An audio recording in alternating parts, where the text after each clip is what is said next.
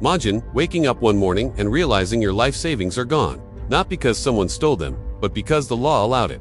This has already happened 3 times in the last decade, and the warning signs are showing up again.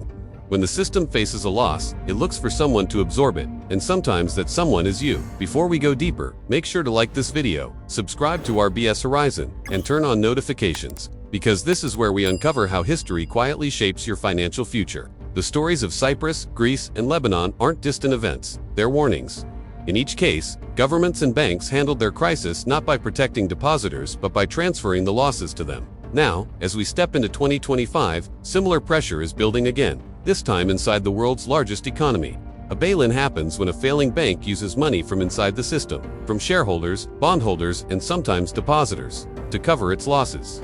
It's the opposite of a bailout, where outside funds rescue the bank. Bail-ins are legal in many countries today. They were designed to protect the system, but they shift the risk directly onto ordinary people with money in the bank. In 2013, Cyprus shocked the world when deposits above the insured limit were cut by almost 47% overnight.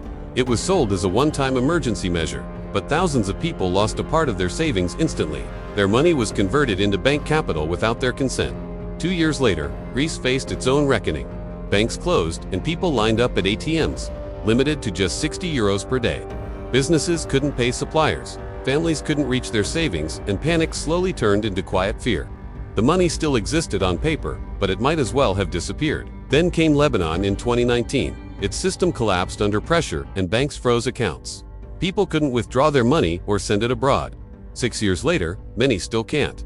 What started as a temporary measure became one of the longest financial freezes in modern history. Crises like these never start with chaos. They begin quietly. With hidden losses inside bank portfolios, confidence fades. Markets react and withdrawals speed up. Once cash runs short, governments move quickly. They freeze funds, limit transfers, or convert deposits into equity. It's all legal, and it's always framed as protecting stability. But each time, ordinary people carry losses they never created. Today, U.S. banks are sitting on nearly $500 billion in unrealized bond losses. These are only paper losses until a crisis forces them into reality. Higher interest rates have weakened older bonds and put stress even on stable institutions. If confidence slips and withdrawals rise again, regulators may turn to the same tools used before: bail-ins, limits, and so-called temporary freezes. The problem isn't new, it's only bigger now. You can't control the entire system, but you can control your exposure. Keep deposits within insurance limits. Spread your funds across more than one bank. Avoid locking everything into long-term accounts. Keep some emergency cash accessible. Pay attention to reports on bank losses and liquidity. And if you hold large balances, talk to a professional who can help you build a safer plan. Preparedness isn't panic, it's protection.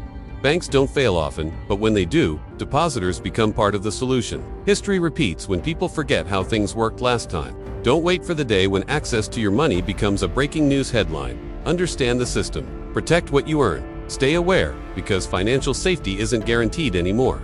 It's something you build. If this helped you see your money differently, like, share, and subscribe to RBS Horizon, where real stories become lessons that protect your future.